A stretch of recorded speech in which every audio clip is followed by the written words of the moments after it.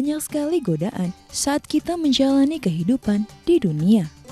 Bahkan, tak jarang kita menghalalkan segala cara untuk meraih impian kita, sehingga kita lupa dengan akhirat. Inilah pentingnya peran Al-Quran sebagai buku panduan dalam menjalani kehidupan. Ayat-ayat Al-Quran dibacakan agar manusia tahu mana yang benar dan yang salah. Pada akhirnya, semua yang hidup akan merasakan kematian.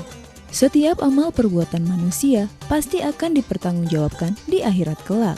Orang-orang yang dulunya jauh dari Al-Quran dan melakukan amal buruk pasti akan takut dengan kematian. Sesungguhnya, Allah Subhanahu wa Ta'ala mengetahui orang-orang yang zalim. Lalu, bagaimanakah seharusnya kita mempersiapkan kematian sebagai seorang Muslim?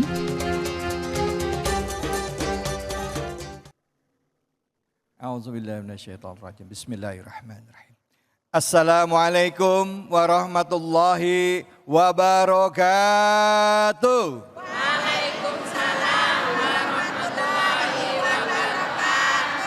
Bu, gimana kabarnya?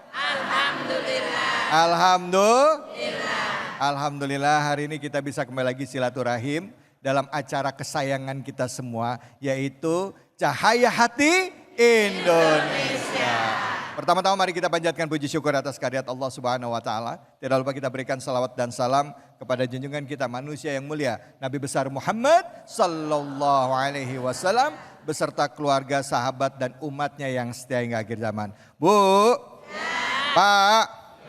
Pak, lemes banget jawabnya. Pak, wah gitu. Saya mau pantun boleh? Jalan-jalan ke Rempoa. Pulangnya mampir ke Pinang Sia. Terima kasih Bapak Ibu semua udah hadir di program kesayangan kita, Cahaya Hati Indonesia. Dan seperti biasa hari ini kita akan membahas tema yang dekat dengan keseharian kita. Bu, udah pernah mati belum? Belum. Nanya lagi katanya. Mati enak gak Bu? Nggak tahu. Tapi setiap manusia yang pasti akan menghadapi kematian. Siap menghadapi kematian? Mau jawab takut salah ya kan? Begitu jawab siap tahu-tahu ada malaikat lewat ya Bu ya. Tema kita adalah mengenai kematian, yang bicara mengenai orang yang jauh dari Al-Quran takut akan kematian. Artinya orang yang imannya ragu, imannya kurang kuat, dia takut akan menghadapi kematian. Seperti yang tersirat dalam surah Al-Jumu'ah ayat 1 dan 7. Nah, untuk itu sudah hadir bersama kita dalam kesempatan kali ini guru kita Al-Habib Al-Mukarram Habib Nabil. Assalamualaikum warahmatullahi wabarakatuh. Waalaikumsalam, apa kabar? Habib sehat Habib? Sehat, alhamdulillah. Maaf ya Habib, saya berdiri, maaf ya Habib ya. Siap. Silakan Habib, bicara mengenai kematian, selalu kita tahu dan sadar bahwa kematian itu pasti. Tapi kalau ditanya kita siap nggak siap, mulut bilang siap, tapi begitu dekat datang waktunya, takut. Nah, jujur ini takut, ya benar, iya. Gimana caranya Habib? Nah, untuk masuk ke sana, bagaimana kita memaknai dari surah Al-Jumu'ah ayat 1 sampai ayat 7? Silakan Habib, fadhol. Baik. Bismillahirrahmanirrahim. Assalamualaikum warahmatullahi wabarakatuh. Waalaikumsalam warahmatullahi wabarakatuh. Alhamdulillah wassalatu wassalam ala sayyidina Rasulillah wa ala alihi wa sahbihi wa mawalah. Amma ba'd. Yang saya hormati Ustadz David, Dr. David, dan juga para pemirsa, kemudian juga para jamaah sekalian, ibu-ibu sehat Bu? Bapak-bapak sehat? Udah sarapan? Ada yang puasa kali ya? Ya baik. Jadi tema kita hari ini berkaitan dengan bagaimana kita memaknai kematian. Ya, ada satu surah di dalam Al-Quran, yaitu surah Al-Jum'ah. Ya, Bapak Ibu sekalian, surah Al-Jum'ah ini dia adalah surah yang madaniyah, artinya dia turun di Madinah. Ya, jadi surah yang turun setelah Rasul hijrah ke Madinah, namanya Madaniyah. Allah Subhanahu wa taala berfirman di dalam surah Al-Jum'ah ini, ya. أعوذ بالله من الشيطان الرجيم بسم الله الرحمن الرحيم يسبح لله ما في السماوات وما في الأرض يسبح لله ما في السماوات وما في الأرض الملك القدوس العزيز الحكيم. Ayat ini Bapak Ibu sekalian dimulai dengan tasbih. Ya. Di dalam Al-Quran ada beberapa surah atau ayat yang dimulai dengan tasbih. Ya. Di antaranya misalnya dikatakan sabbahalillah ma fis samawati wa ma fil ard. Dalam ayat lain dikatakan subhanalladzi. Tasbih itu. Ya, jadi dimulai dengan tasbih. Artinya apa? Menunjukkan kemahasucian Allah Subhanahu wa taala dan supaya kita memperhatikan. Ya. Tapi kehebatan ayat pertama surah Al-Jumu'ah ini adalah tasbihnya menggunakan fi'il mudhari. Ya. Yusabbihu lillah ma fis samawati wa ma fil ard. Apa bedanya?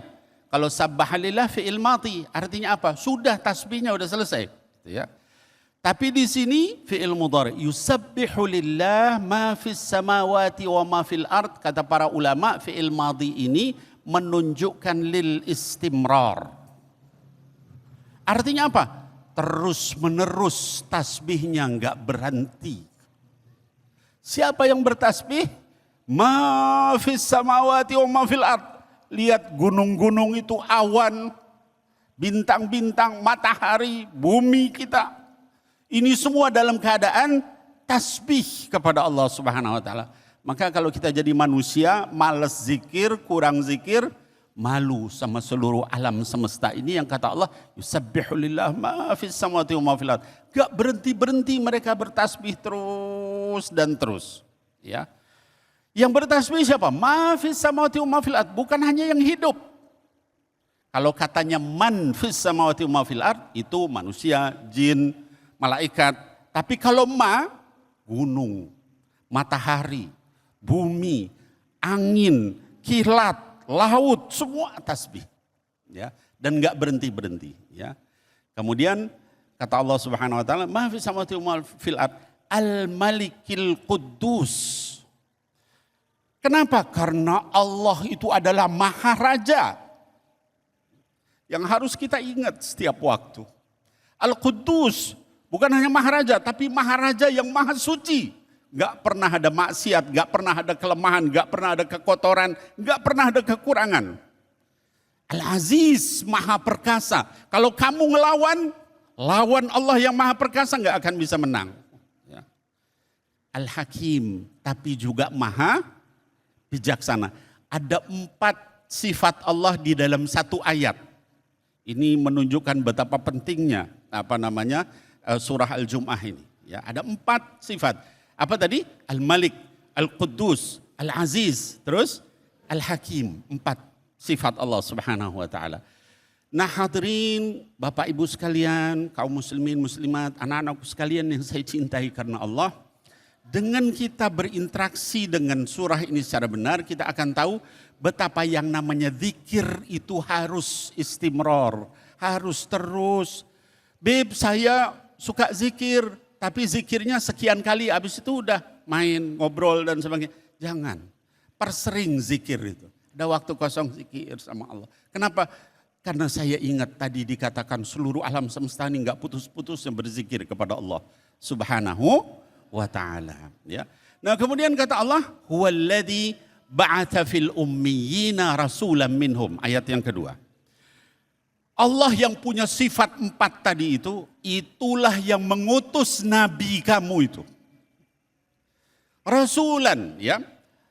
Kata Allah fil ummiyin, dari orang-orang yang buta huruf. Bayangkan itu mukjizat yang Allah berikan. Orang buta huruf, kaumnya itu buta huruf. Minhum, nabinya juga buta huruf, yaitu Nabi Muhammad sallallahu alaihi wasallam. Kalau ibu-ibu ingat, bapak-bapak ingat, anak-anakku sekalian yang nonton ingat, Rasul itu ketika turun wahyu pertama dipeluk sama siapa? Jibril alaihissalam. Lalu kata Jibril apa? Iqra. Apa jawab beliau? Ma'ana biqari. Ma'ana biqari. Ya, saya nggak bisa baca. Ya, peluk lagi sampai 3 kali. Iqra. ma'ana biqari. Baru iqra bismi rabbikal ladzi khalaq. Udah umatnya itu buta huruf, nggak bisa baca tulis, Rasul juga buta huruf. Tapi kata Allah, setelah diutus Rasul itu, minhum, apa? Yatlu ayatihi. Rasul yang buta huruf itu bisa ngajarin mereka ayat-ayat Allah Subhanahu wa taala. Nggak bisa orang buta huruf ngajarin ayat kalau bukan dari Allah Subhanahu wa taala. Bukan hanya ngajarin ayat kepada mereka, yuzakkihim.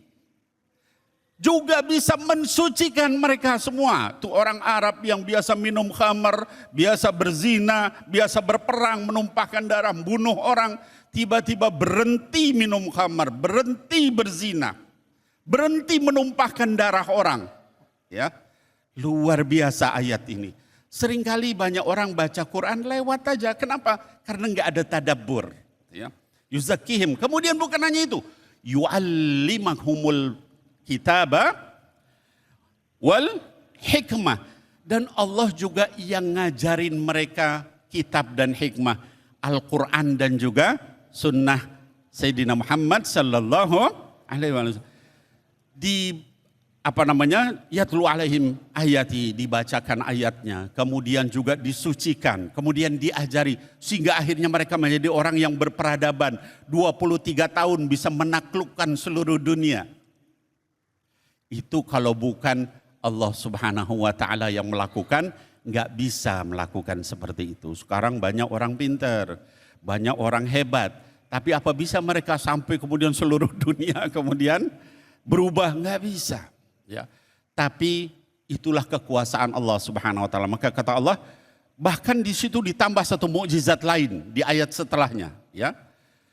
Yaitu apa? Kata Allah, lamma yalhaqu bihim, juga nanti kamu akan lihat orang-orang selain Arabnya juga akan masuk Islam semua. Ini pada saat wahyu itu turun belum? Sekarang Islam sudah berapa miliar ya Ustaz David? 2 miliar orang masuk Islam.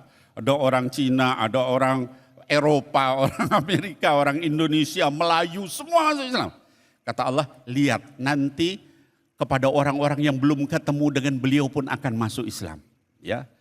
Lalu kemudian kata Allah Subhanahu wa taala, dzalika fadlullahi yu'tihi may yasha. Itulah keutamaan yang Allah berikan kepada yang Dia kehendaki, ya.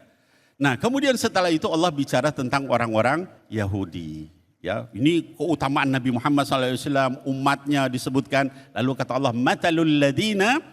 Nah, perumpamaan orang yang diberikan Taurat lalu tidak memenuhinya, maka itu seperti keledai membawa kitab. Kalau keledai bawa kitab kayak apa juga nggak bisa apa-apa ya Bu. Nah, insya Allah nanti dibahas oleh Habib Isa. Setelah ini mudah-mudahan nafa'ani wa iyyakum. Assalamualaikum warahmatullahi wabarakatuh. Waalaikumsalam warahmatullahi wabarakatuh. Bu, Bu, nyimak gak? Benar? Ada berapa sifat Allah tadi disebutkan Habib? 4, sebutin yang pertama. Pertama Al-Malik, kedua Kudus, Aziz, Al-Hakim. Jadi yang pertama Al-Malik, Al-Aziz, Al-Kudus, Alhamdulillah.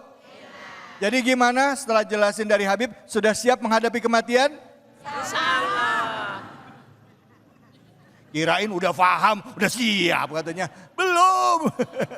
Baik, ya Habib, Al-Afu Habib, mohon maaf, izinkan saya bertanya boleh ya Bu ya? Nanti ibu-ibu yang nanya boleh saya kasih kesempatan. Jadi bagaimana Habib kalau melihat dari surah Al-Jumu'ah tadi kan mengawali dengan mengingatkan bahwa Allah mengawalinya dengan menyebutkan kesucian dari Allah itu sendiri. Persis. Yang sifatnya itu adalah tadi dikatakan Habib fiilnya adalah fiil mudhari ya. Yang artinya sampai sekarang masih terus berlangsung, bahkan seluruh alam semesta, bumi, langit semua bertasbih pada Allah. Kita ini manusia kan juga seharusnya bertasbih kepada Allah. Persis. Karena itu teguran gitu.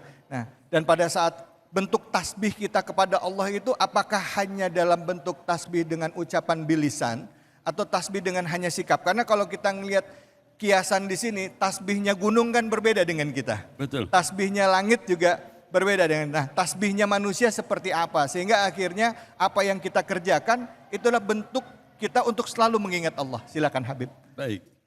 Iya baik. Jazakallah khair Ustadz Dr. David. Ya, jadi bagaimana sebenarnya tasbih kita itu? Pertama, apakah mulut saja atau dengan hati? Yang paling afdol itu adalah dengan hati. Bahkan kalau misalnya dibandingkan kita berzikir dengan hati itu lebih utama daripada zikrul lisan. Ya. Hatinya ingat sama Allah itu lebih utama. Tapi kalau misalnya bisa dua-duanya itu lebih bagus. Mulutnya tasbih, hatinya juga bertasbih. Semuanya. Dan benar kata Ustadz David tadi bahwa kita nggak ngerti tasbihnya gunung-gunung, burung-burung. Itu Nabi Daud yang bisa begitu. Ya jibalu awwibi ma'hu wa tayir. Ya. Wahai gunung-gunung, burung-burung, tasbihlah dengan Nabi Daud. Nah oleh sebab itu maka Bapak Ibu sekalian, kalau kita melakukan zikir, usahakan hatinya ikut. Ya, kita misalnya mengucapkan Rahman, Ya Rahim, itu dalam hati kita ikut. Betapa sayangnya Allah sama kita, jantung kita masih berdenyut, darah kita masih ngalir, ginjal kita, lever kita, Ya Rahman, Ya Rahim. Maha pengasih, maha penyayangnya Allah. Anak kita masih sehat, nggak ketabrak mobil, nggak celaka, nggak apa. Itu ketika mengucapkan itu, ketika hadir hatinya, khusyuk kita. Bahkan seluruh anggota badan kita bisa khusyuk. Ya. Ketika mengucapkan misalnya, Astagfirullahaladzim, ingat dosa-dosa kita. Ya. Kalau nggak diampuni sama Allah, masuk neraka kita, nggak bisa selamat kita. Dari bangun tidur sampai tidur lagi dosa semua. Jadi zikir itu yang terbaik adalah zikir qalb, gitu ya. Nah, tapi kalau misalnya nggak mampu zikir qalb, ya zikir lisan. Kalau mau lebih afdol, lisannya berzikir, hatinya juga berzikir. Dan tadi Ustadz David juga menanyakan, apakah cuma zikir begitu? Enggak. Kita kerja bisa jadi zikir kalau diniatin, ya. Tapi di tengah-tengah kerja itu ya sesekali tasbih, tahmid, takbir, sholawat, apa, ya. Kita misalnya ngajar, ibu-ibu masak bisa jadi zikir. Kalau apa? Dimulai dengan niat karena Allah. Ya. Sambil di sela-sela itu kita berzikir. Demikian Ustaz David. Masya Allah, terima kasih Habib. Sama-sama. Masya Allah ilmunya. Bu, zikir pakai lisan, pakai hati, bahkan hadir di tempat majelis seperti ini juga kita bisa jadi ini zikir, lagi bekerja bisa berzikir, gitu ya Habib ya. Persis. Ya, bisa jadi bagian asalkan niatnya lillahi ta'ala. Pekerjaan yang kita kerjakan halal, bukan pekerjaan yang haram, memberikan kemanfaatan untuk umat. Bu, ada yang mau nanya? Nanti aja dulu. Sabar ya, nanti kita akan kembali lagi. Buat Anda pemirsa di rumah, tetap di sini, jangan kemana-mana. Di Cahaya Hati Indonesia.